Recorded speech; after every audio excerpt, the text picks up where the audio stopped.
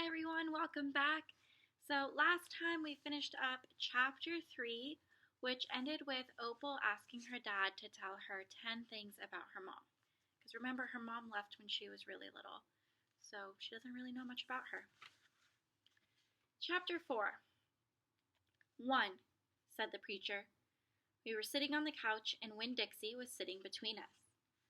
Winn-Dixie had already decided that he liked the couch a lot. 1, said the preacher again. Winn-Dixie looked at him, kind of hard. Your mama was funny. She could make just about anybody laugh. 2, he said. She had red hair and freckles. Just like me, I said. Just like you, the preacher nodded. 3, she liked to plant things. She had a talent for it. She could stick a tire in the ground and grow a car. Winn-Dixie started chewing on his paw, and I tapped him on the head to make him stop. 4, said the preacher. She could run fast. If you were racing her, you couldn't ever let her get a head start, because she would beat you for sure. I'm that way too, I said.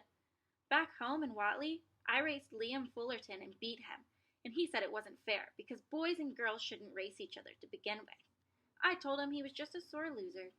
The preacher nodded. He was quiet for a minute. I'm ready for number 5, I told him. 5, he said.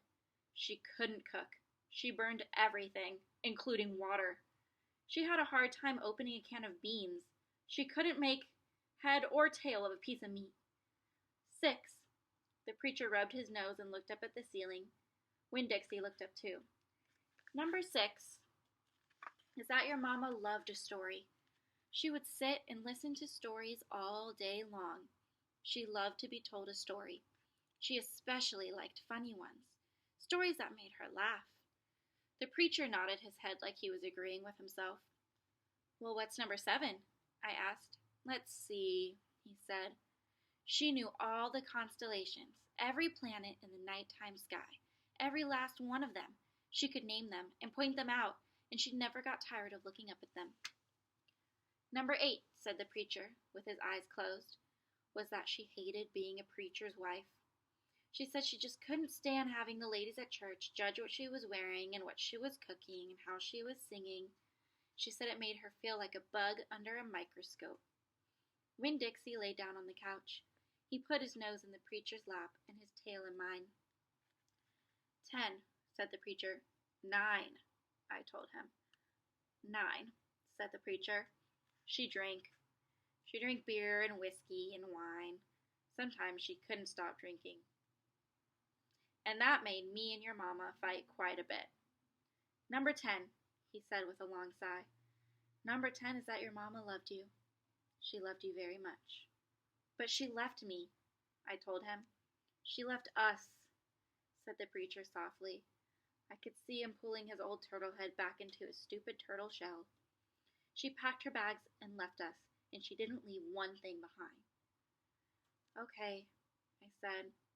I got up off the couch, and Winn-Dixie hopped off too. Thank you for telling me, I said.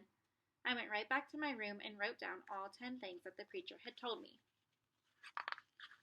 I wrote them down just the way he had said them to me so that I wouldn't forget them, and then I read them out loud to Winn-Dixie until I had them memorized. I wanted to know those 10 things inside and out. That way, if my mama ever came back, I could recognize her, and I would be able to grab her and hold on to her tight and not let her get away from me again. All right, that was it for chapter 4.